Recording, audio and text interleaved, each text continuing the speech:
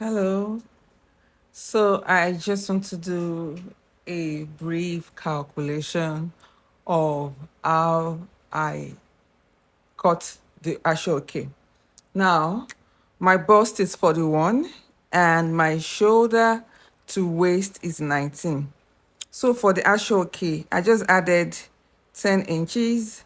That's 51. And for this, I added just 2 inches.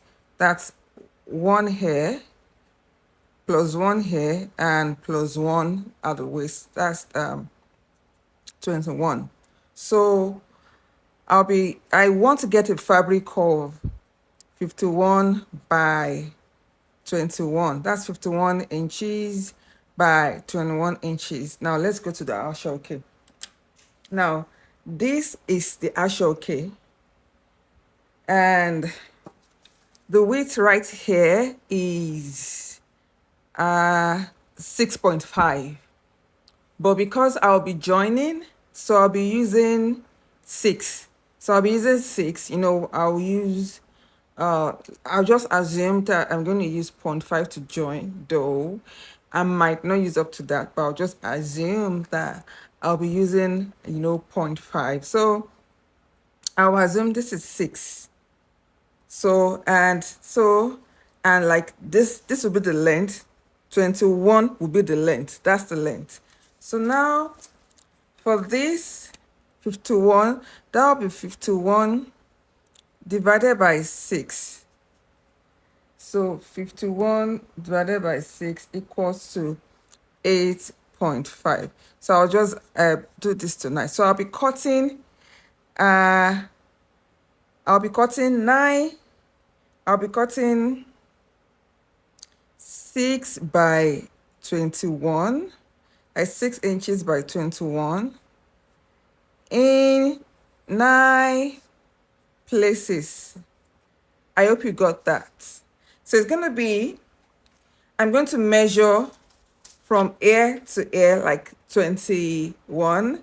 Then I'm going to cut like 9 pieces of this and join. So this is just an example of my own numbers. Your own bust might not be this much, and your own measurements might be more than this. So this is just a simple way of how to calculate the amount of Aso-Oke you'll be needing for whatever you want to use it for.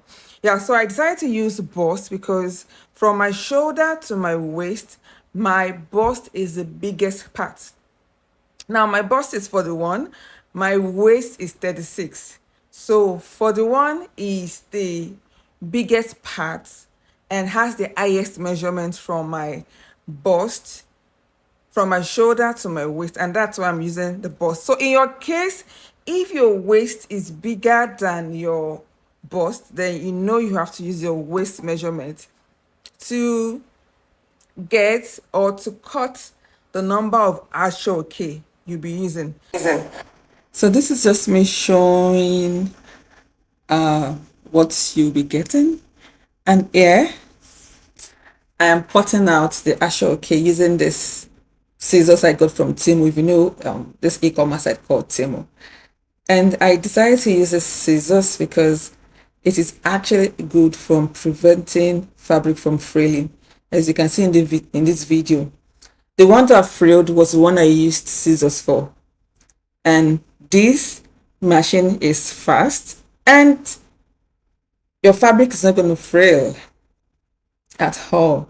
So this is what I used to cut everything. Now I am joining the fabrics together by placing the fabrics on each other and using a zigzag stitch to stitch this fabric together. So I am not using the traditional method of joining these, where you have to join, you have to place the fabric on each other, like the right sides together and join. No, you don't have to do that. Joining using this method is just perfect. All you need to do is to get a matching fabric, and that's it. So here I am using a matching fabric, and this shine fabric. Sorry, I don't know the English, a shimmery or something. Sorry, shine thread. So here you can see here, you can see the shine, right? So to join these pieces of Aso-Oke together, I used a matching thread and also a shiny thread. We call it shine in Nigeria thread. Yeah, so and it came out really well. It came out really well. So I think joining a fabric just in this way is actually a good way to join your Aso-Oke together. So here I am done with joining the fabrics, and this is the wrong side, and the first side I showed is actually the right side. The side that has the shine is the right side, while the other side without the shine is the wrong side. So it's time to iron. It is time to iron, and iron. So here, just to make my Aso-Oke, flat and uh, less bumpy, I had to iron and I had to use this tailor's clapper. And the essence of this tailor's clapper is just to retain the heat. And I also need to say that you are going to use a steam iron to iron this fabric. Trust me, you need to iron because ironing will make it stay flat. So this is me here trying to cut the back pattern piece. I have joined the fabric, I have ironed, and this is the back piece.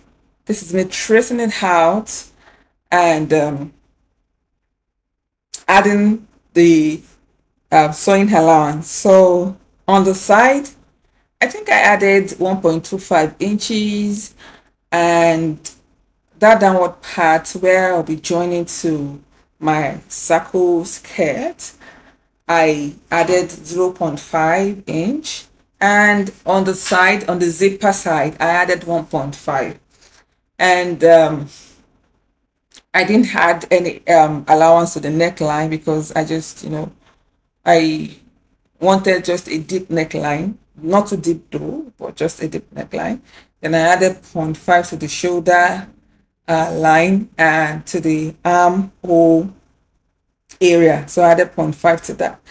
And the reason why I added 1.5 to the zipper side is the 0.5 is for joining the Aso-Oke fabric to the lining, and the remaining 1 inch is for joining the zipper and the two back pieces together. So I've added the 1.5 inches. Now I'm adding 0.5 to the shoulder, and I'll be adding 0.5 also to the armhole area. Yeah. So pardon me, this will be my first voiceover for a YouTube video. So this is me cutting it here with a rotary cutter. Let me tell you about this rotary cutter. I just enjoy using this rotary cutter because one, it's fast.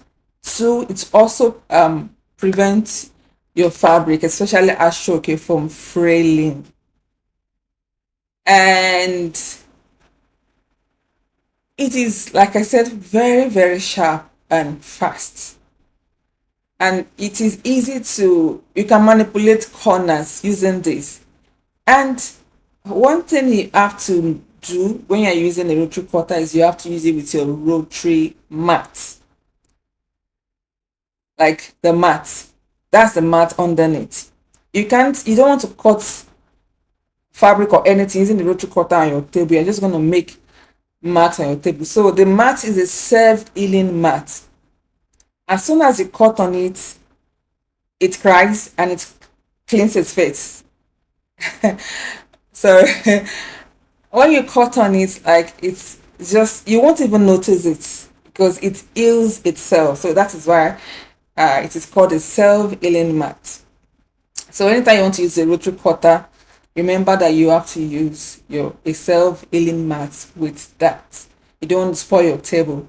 So this is me cutting the front pieces, front pattern pieces. This is the middle pattern here. This is me adding the sewing allowance here, like I did for the other one. On the side where I'll be joining, I added 0.5 on the shoulder, 0.5, and I'll be joining and cutting that out using my rotary cutter again. It's rotary cutter is just, very easy to use. Like for me, I just find it so interesting and it doesn't stress me at all. Oh, you don't have to experience all the pain you experience when you undo your scissors and you just cut so much. Yeah, so this is just so easy for me to maneuver and to undo. You have to be careful though, because it is sharp. You don't want this thing to cut your hand. It is really, really sharp. So that's me cutting out the side pattern of the front, the side pieces of the front pattern. Yes. So I have the middle sides, the middle part and two sides together. So in the next video, I'll be showing you what I did, to prevent it from fraying and also joining the front pieces together.